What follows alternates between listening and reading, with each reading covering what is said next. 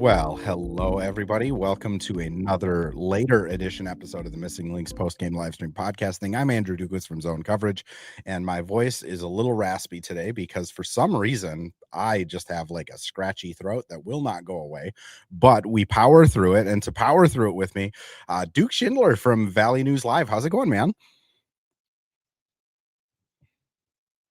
I did that thing again where I just muted Duke for the intro and then never unmuted him. So Duke Schindler, now how's it going, man? We are going well. Everything's well. Just came off the 4th of July holiday. Hate to see the scratchy throat. That's brutal in the middle of the summer. We're trying to get stuff done. That's what the summer's for. I blame it on, the second I have a moment of downtime, I get like some sort of cold. Like if I am at a stress level 9 out of 10, I'm healthy. It's great. Everything's fine in my life. As soon as that stress level dips down to like 5 with like, hey, I'm going to be in Vegas. There's pools there. 8 hours of sleep, nice rest schedule, no day job for a week. Then it's like, well, you need a scratchy throat. Like that, you just need something. But I am going to power through it. No one feel bad for me. It is not that terrible. But you are going to get a low voice to Andrew today because that's a thing. But my favorite word is perseverance. You're doing God's work here. The Lynx talk about grit and grind and getting through adversity. This is my adversity tonight. But I mean, the Lynx went through it too. Yeah, I mean, let's just kind of start with that. I mean, this was I don't know if you were watching the Lynx as much 3 years ago or so with Diamond Miller when she was getting big minutes, but this was like the most Diamond Miller of Diamond Miller games I think you could imagine, where she like chunks a layup, fouls a shooter, lets them tie it. Couple minutes later gets the like game sealing block though against Courtney Williams.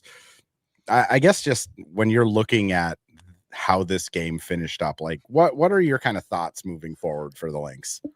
I mean, I would just say really at the end of the game, I mean, you could just tell they were missing their point guard. I mean, there's the whole entire game they were missing their point guard. You were missing some serious playmaking at the end there. You could see a lot of shots were being forced. Granted, Kayla McBride did an absolutely splendid job creating for herself, getting a shot, driving to the lane.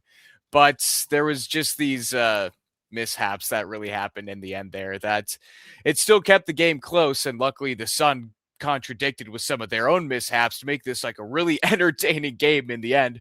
More entertaining than the U.S. men's national team, by the way, by a country mile. I had a kind of an eye on it, but as soon as I saw the goalie he basically let up a goal there. I don't know if you saw that, Andrew, but I was like, all right, so there is no more eyes on this game. And no, but just looking back at the whole thing, I mean, it was just really a missing point guard when it all comes down to it. I mean, you face the 4-16 team that comes in here. It looked pretty rough right off the bat there too. You could just see Courtney just chucking some shots there, and it was just hard to find an entire flow throughout the entire game. But you mentioned this kind of grit and grind that the Lynx always thrive on, and it definitely showed today because that was an ugly game. Yeah, I mean, first, just like aesthetically, as people know, I always check fouls as the game's going on. 43 fouls in a 40-minute basketball game is just like, to the Lynx's credit, no one mentioned fouling. No one mentioned that being an excuse or anything. That being said, like, I don't know how you get any rhythm in a game when there's 43 fouls. Like, that's a foul every 50 seconds, which, again, I don't know how you get any rhythm. I guess watching it on TV, watching it from home, like, how would you kind of feel about the whistle tonight? Oh my gosh, it was every time you took a peek at your phone because they were shooting free throws, you'd like look up and they were shooting free throws again, but with a different player. And just to put it like what really capped it off too, to like put a nail in the coffin with like this type of topic too, is that Natasha Howard like foul call that I don't think I've ever seen less contact on a foul in my entire life. That was like, I'm sure you've watched plenty and maybe, I don't know if you played basketball in 5th grade, but there was bad fouls called then and weird fouls. This was right up there with like what are we doing here? Let's just play some ball. That's what it all. And then, I mean, the turnovers surprisingly weren't too bad. I mean, what was it? 12 apiece. But for some reason, it just felt like they just couldn't get that rhythm going. And I think it all really points back to your, I don't know, do you even call her a rookie anymore? She's an Yeah, all-star starter. Like, you can't even call her a rookie. She's so far ahead of the game right now. And it really showed that, yeah, Courtney Williams can handle the ball, but you need kind of an Olivia Miles there to get her those shots, even though, later in the game, especially too, she did find her shot there. Great shot creator, but all in all, you're just missing your point guard. Yeah, Katie brings up in the chat, this game is what I thought the Lynx were going to be before I realized Olivia Miles is a revelation. Like, yeah, this is, I would say like the Lynx defensive stuff. There was just some plays that, for people who don't know where media sit, we sit kind of like across from the Lynx bench on the corner, like underneath the basket kind of area. And like that vantage point, you can see when somebody messes up on defense really easily. Like you can just like, that's your problem. And like to close the game, miscommunication, give up a wide open 3.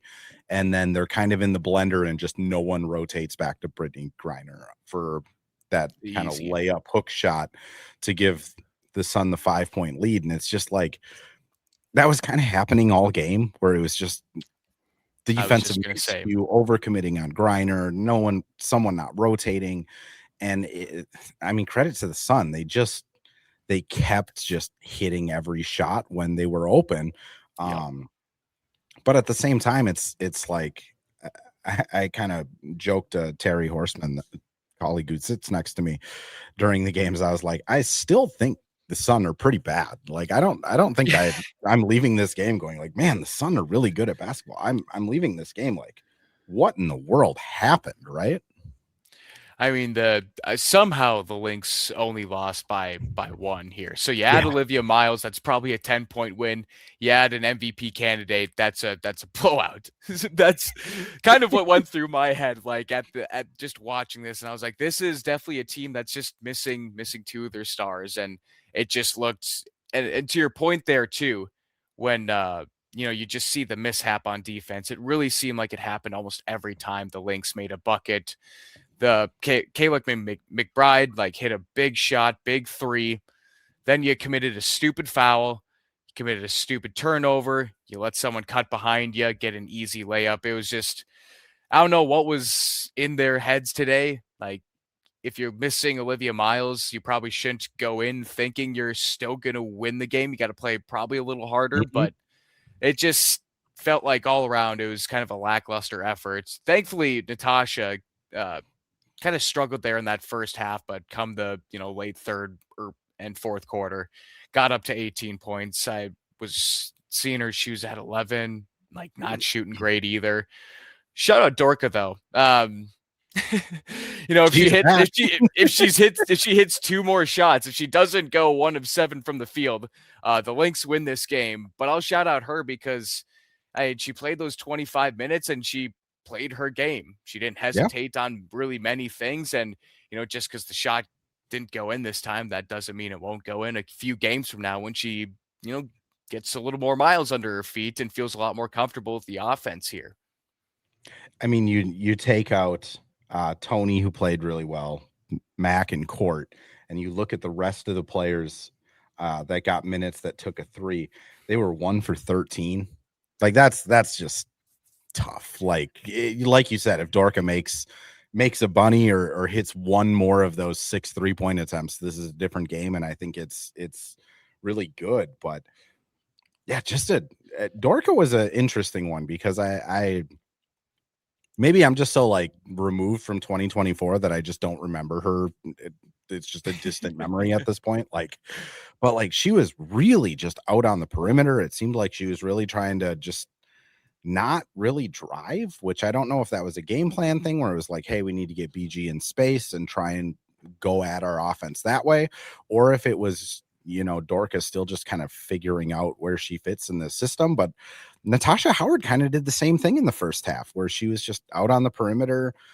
You passed up a couple layups, just rifling passes out to nowhere. Like, it was just It a felt like really a weird game.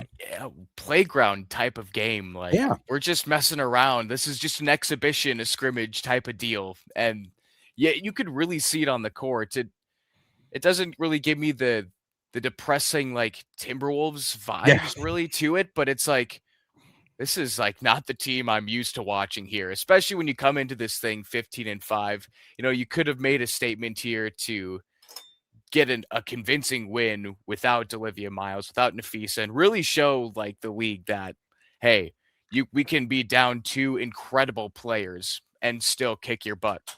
But that just didn't really happen. It was just a playground game, and I don't want to. I feel like it's a cop out to say they didn't take it seriously, but I mean, there was just a little too much playground ball for me. It's funny that you say that, because Cheryl, after the game, her first comment to Cassidy from the Star Tribune was essentially they didn't follow the game plan, which Wolves fans, how many times have we heard that in the last 365 days?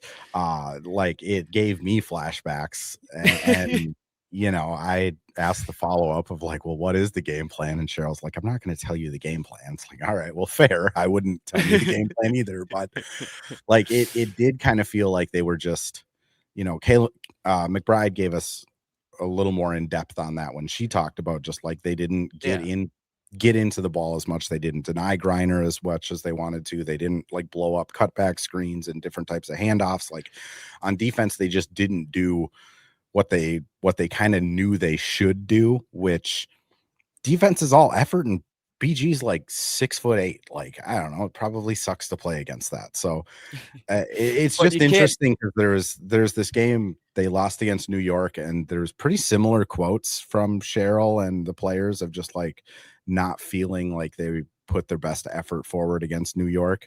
And now in a second game, the quotes are pretty similar, which I'm a little more bullish on the New York one. Like, I felt like they were a little more space cadet-y against New York. I felt like they were, at least, like you said, it was playground ball, but it looked like they were really working to play playground ball. It made it hard on them too. And I mean, back to the Brittany Griner point too. I mean, it's hard to play against her, but you got to not foul, and you got to not pick up the stupid fouls against her. She's a vet in this league. She's been in this league forever. I was just telling my girlfriend, like, yeah, no, she's been in the league. She was asking about her. I'm like, yeah, she's been in the league for like, oh my gosh, she's been in the league for a minute. Like, Baylor was a very long time ago here. So like, she knows the tricks of the trade at this point, and still being like one of the tallest players in the WNBA.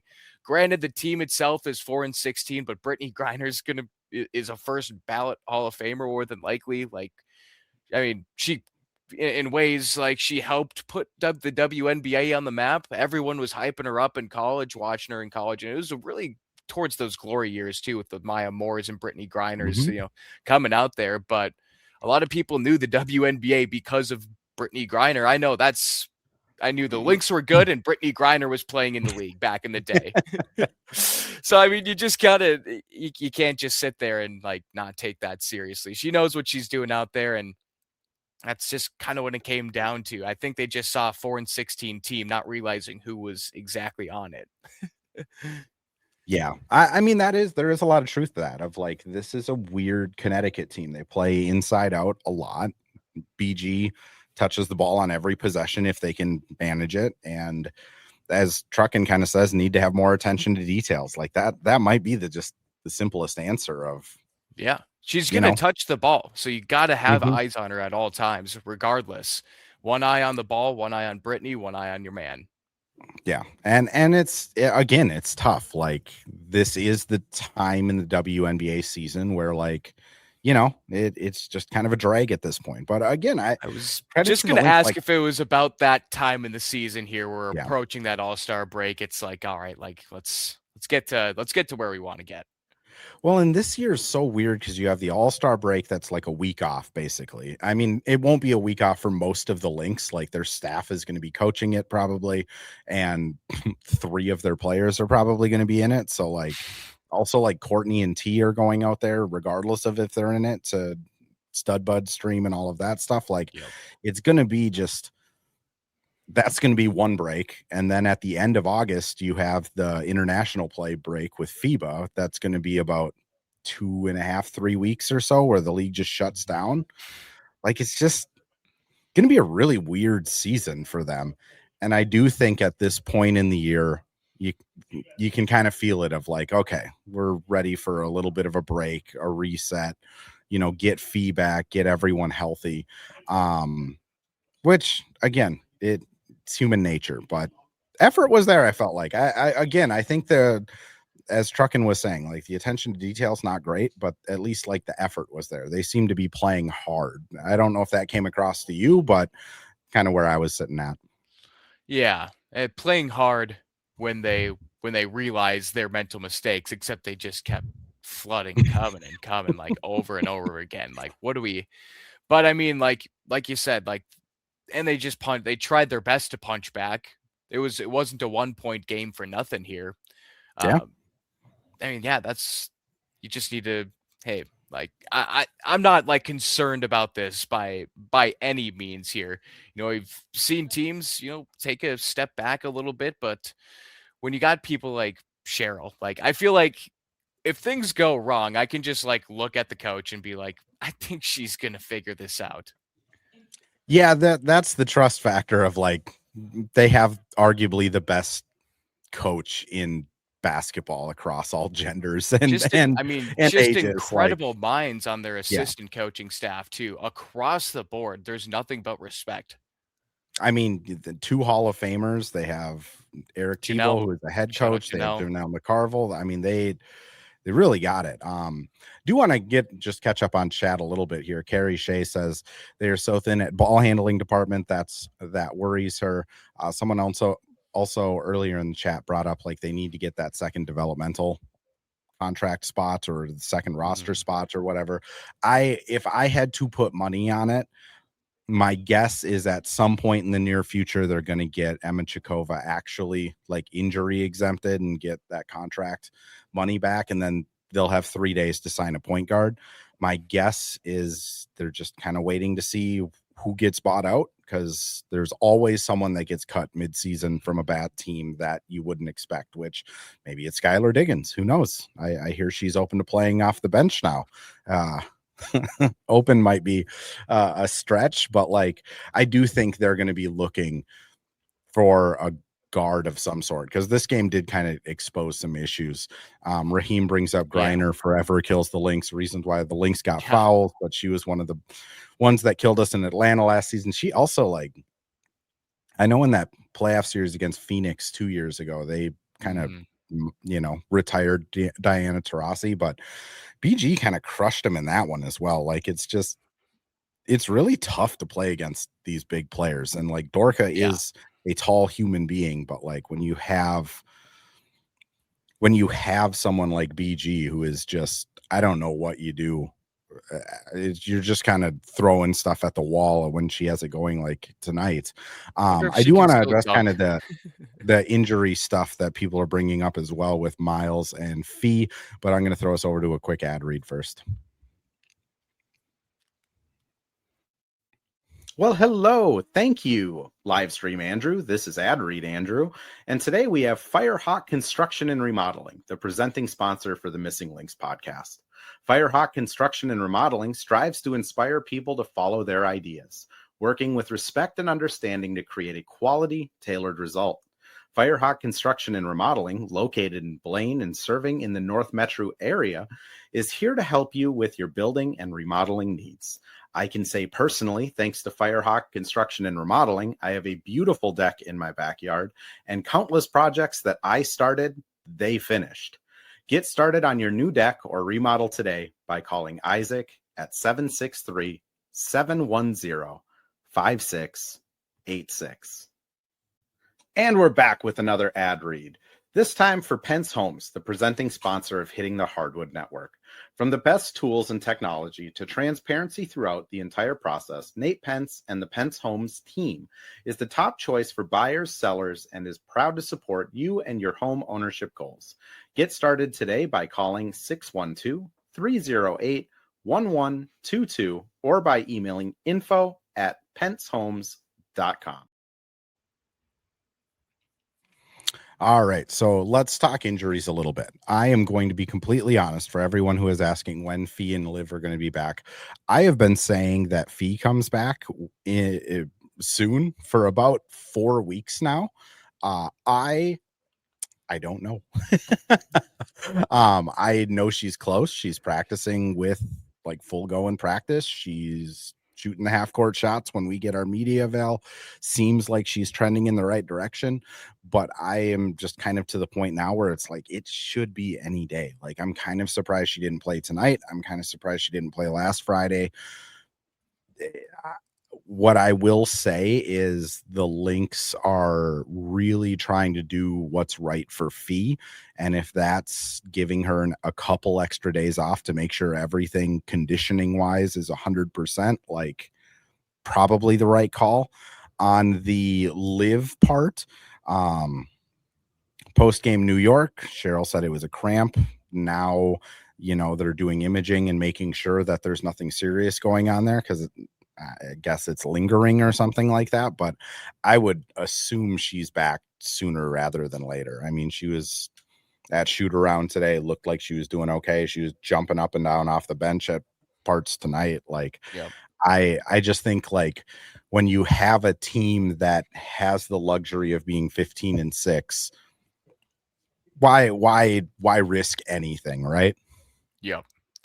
Yeah. I mean, couldn't have said it better myself. I mean, for Fee specifically too, like you mentioned, the whole like, hey, team's got a good record. There's no reason to rush back. But this could also be like, there's really no reason to rush back at this point. Like this could be the season for the Minnesota Lynx if all the pieces really come together. Granted, you still need Fee to be out there and get some run with this team, get some run with Olivia Miles.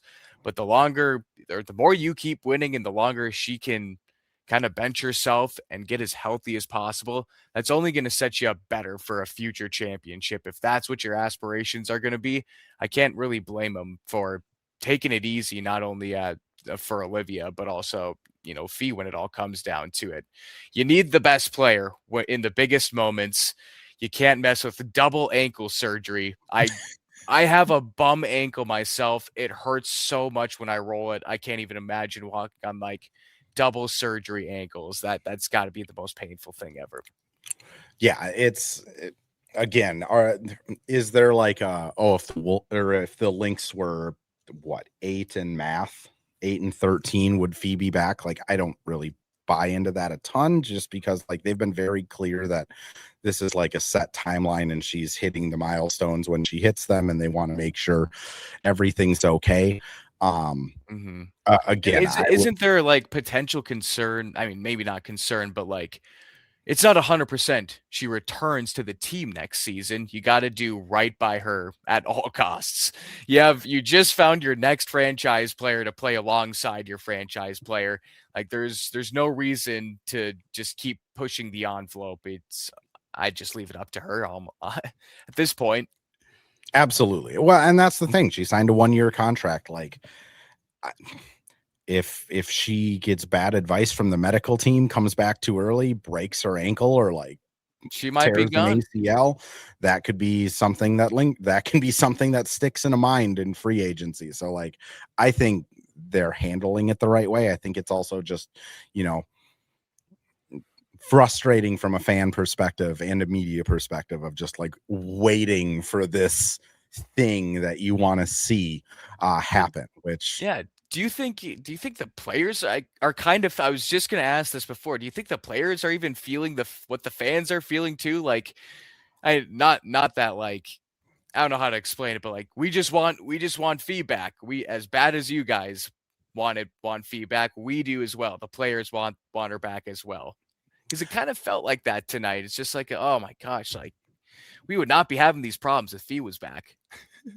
Honestly, I think The player that's probably the most irritated by it is probably Fee, I would say. Like, Oh, for sure. Cheryl's brought it up a couple times of like having to explain to Fee, like, nope, this is what we're doing. Like, The plan. we're trying to do the best thing for you. Cheryl calls her the queen FOMO. So like, I think this has been tough for Fee more than anyone else. I think the rest of the players are just like, hey, we're 15-6. Like, let's just keep vibing and eventually she'll be back, right? Yeah, like could you imagine what we're gonna look like when Fee comes back? Exactly. Couple people, Raining Hen and someone else said it. Raheem both brought up Sky's fit with the Lynx. I'll be honest, I don't think it, like this team fully healthy. Like if you bring in a Skylar Diggins, you have to play a Skylar Diggins, and those minutes, I don't know where they're really coming from. So I think that's probably a pipe dream more than anything else. But like, as I kind of said a few times over the last month, of just there's always someone that gets bought out like midseason. Whether it's the NFL, whether it's the MLB, whether it's the NBA, the WNBA, the PWHL, like there's always someone that becomes available that no one was expecting to. And the Lynx are going to have like a minimum contract and a really good situation to offer them. So like, I think it's smart for them to kind of keep kicking the can down the road with the Emma injury exemption stuff and just see what works out. But tonight especially it was kind of tough, right? Yeah, very much so. I guess, nights look tough when you don't have Anthony Edwards either. Well, and that's the thing I kind of wanted to close with tonight is just again, I haven't really talked to you since the Lynx season has started. Just how fun has it been watching Olivia Miles for you guys? I mean, for me, it's been like a revelation. Like there's very few people that like can come into the WNBA, especially. That was like, you just watch and you're like, holy, like this is skill. This is insane. And then, when you tune into that first game, I believe, I kept tabs on him for the beginning of the season. I tuned into it. Perfect game, the Valkyries game. What was she, 7 of 8 from 3 or something like that? And saucing passes. I was like, whoa, hold on.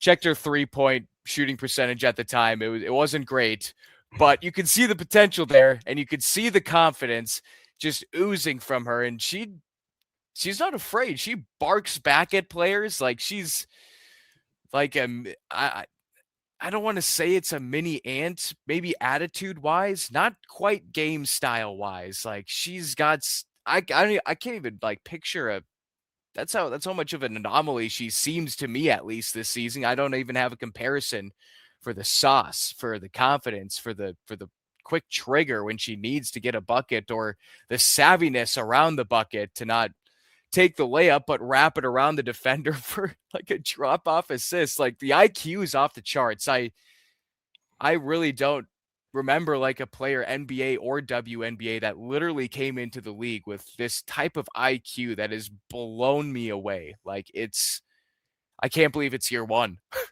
I can't believe it's year one.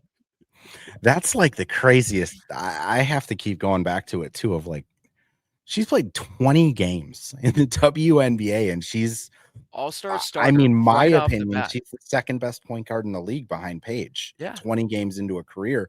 And speaking of the first, like the best point guard in the league, like Paige is only a season and a half into her career. And if you want to argue for Caitlin Clark, I mean, she missed almost all of last season. She's only really a season and a half into her career. Like the disparity from like, the NBA, there's not a ton of like true point guards, things like that. And then you look at what the WNBA has right now with Paige, Clark, and Liv, and it's just so fun to watch point guards do point guard stuff. Like I geek out about it every time I watch play. You don't see it often anymore because of the scoring revelation that's happened in both WNBA and NBA. How funny is it that, like, I guess the first name, like, if we're just, she's one of the most pure point guards I've seen. Yeah. LaMelo Ball without the injuries, like Because like the savviness, maybe not the dangerous plays that LaMelo Ball will toss out there in full court passes, but like the third eye in the back of the head to see literally everything on the court. It was truly like that for those first few games. I'm like, how did she not go one? What was missing Yeah. there? Like it's the talent is beyond me, truly. Like I have no words. This was we basically traded what Honestly, we traded what Angel the pick that Angel Reese was drafted to like end up with the number 2 pick, which turned into Olivia Miles. Like, who did we luck out there? Like, wow. it's like the things I think I've talked about it on the pod before of just like talking to like Natasha Howard of just like, you ever had a point guard that like 5 games into knowing you just like knows where you want the laces on the ball and the position for a layup? And it's like, no. No. Like her answer is just no. And it's I like, think you could well, ask that to she played with Sue Bird, 99%. Caitlin Clark, Yeah. Lindsay Whalen, and Liv is just already doing things that are just insane. Like it On that honestly, level. listening to Lynx players talk about like Olivia Miles and what she does reminds me of in the early 2000s, back when I was a young boy. Not a young boy, I was like teenager. Anyways, irregardless. There used to be like these NBA like films things on ESPN Classic where they would like talk to Amari Stoudemire and talk to Sean Marion about Steve Nash, or they talk to Richard Jefferson about Jason Kidd, and they would just that like classic like lower third at the Mhm. bottom. Majestic. Yep.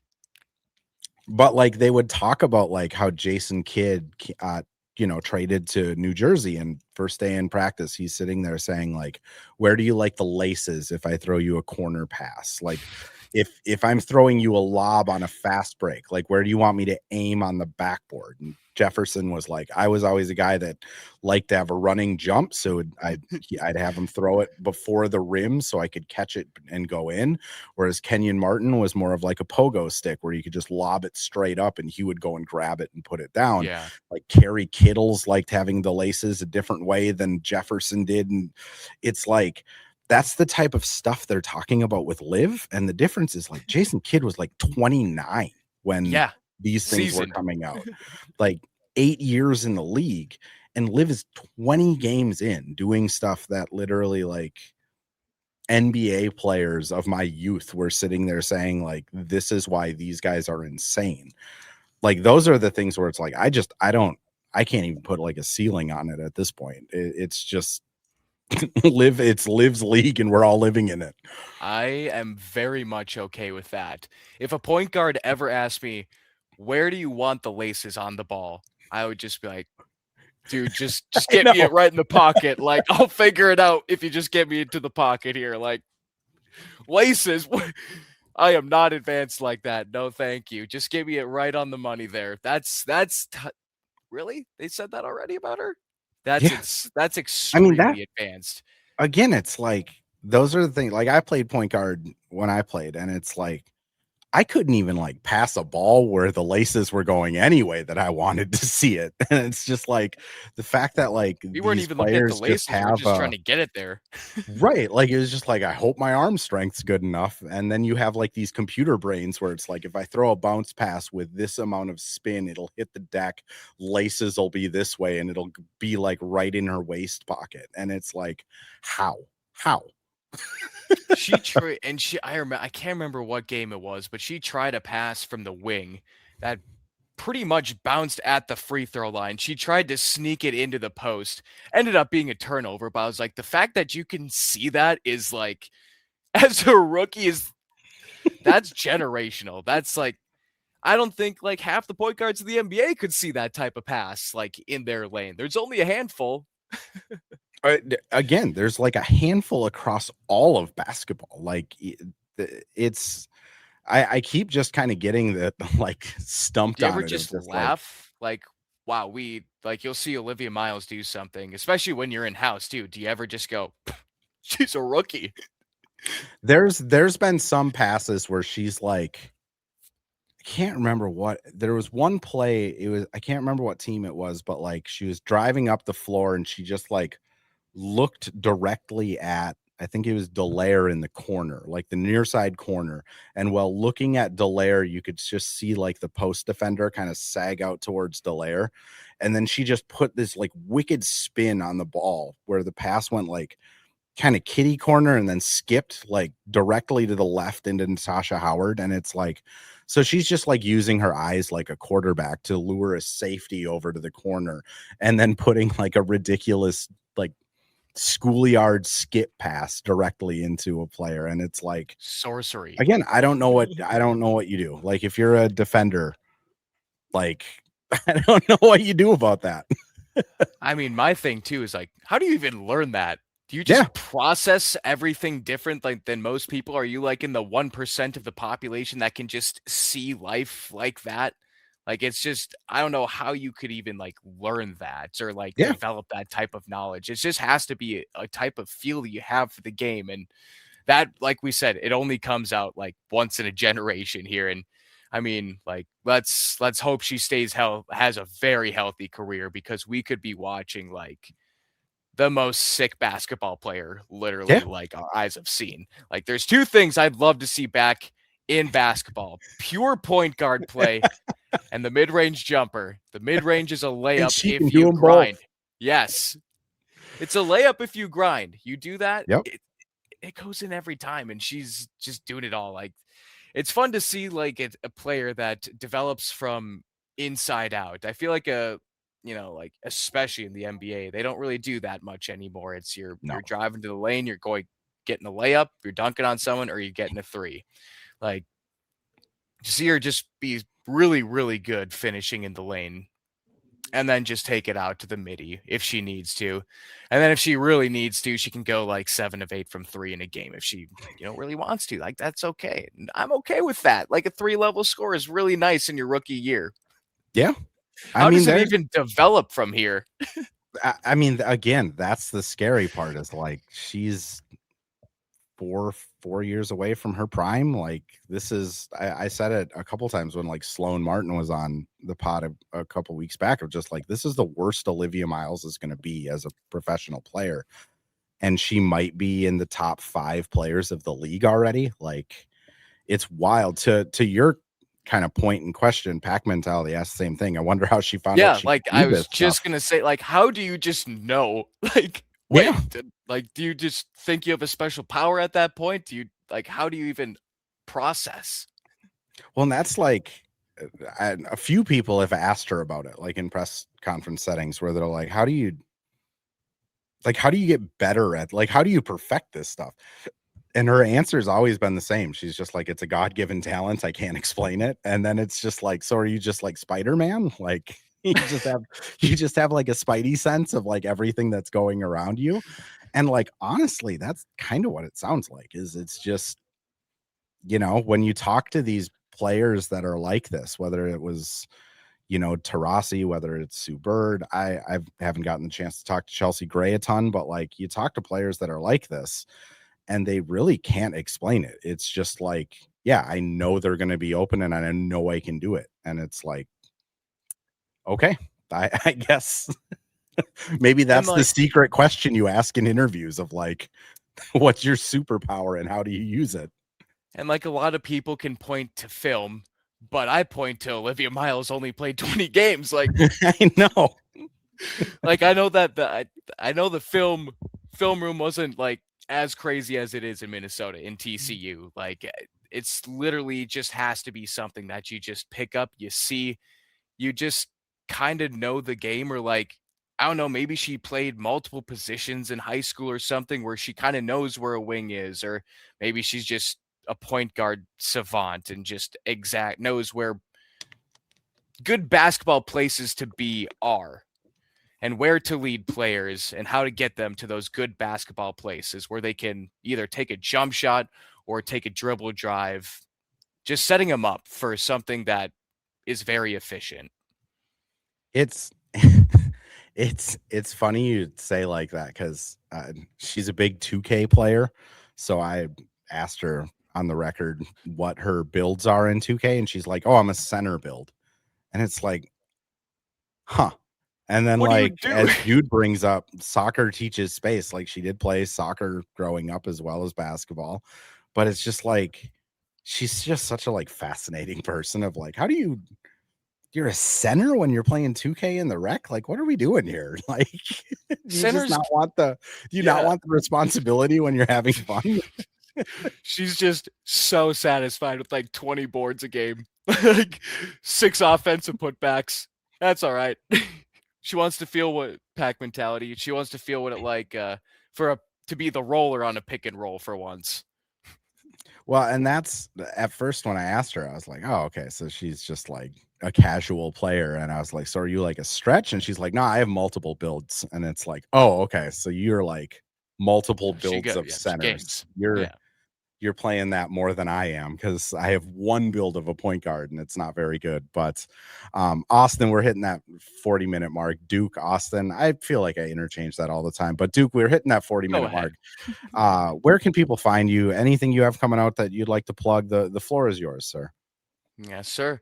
Yeah, we're still kicking it at Valley News Live here in Fargo. Drop a like on my Facebook, Duke Schindler VNL. Doing a lot of content on there. Got a sports show that Andrew's been on before, talking sports, and it's been pretty crazy here, especially with Minnesota sports and really just Minnesota basketball right now. Is just like making me feel weird inside. So it's always fun to talk about those weird feelings on the sports show there, Sports Overtime. So you can catch that every Friday. And then otherwise, just keep an eye on on the content I'm posting here. I also work with 10K takes on Twitter, 10K howls. Give them a follow as well. It's been a weird season, off season for the Wolves. So I've had a lot of fun on the Twitter sphere. Yeah, it's the Wolves side of basketball right now is just insane because nothing's Oh my technically gosh. happened. The Lynx side is, I mean, this is like their first 2-game losing streak of the season. And if you'd look on Lynx Twitter right now, there's a lot of crash outs. I Yeah. mean, you know, It's I deserved. think It was there's a pretty lot more to ugly. be hopeful for with both of these teams than Yeah. crash outs. But Duke, appreciate you doing this, man. For anyone that popped into this a little bit late, does get posted up on YouTube and X as soon as I end the stream. Will be out as a podcast tomorrow morning at 7 a.m. I am going to be doing a post game on Wednesday. Benny Hughes and someone else is joining me. I can't remember who the second person is, and my phone is dead, so we will never know. But we are doing a post game live after the Connecticut game on Wednesday, and then I will be in Vegas covering Wolves Summer League for the next week. However, the post game live streams will continue.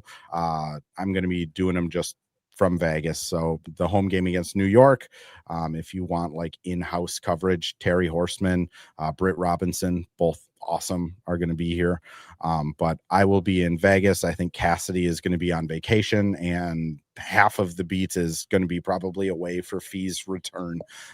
Go figure. But again, appreciate everyone for listening. Duke, again, I appreciate you, man, and we'll catch everyone Wednesday.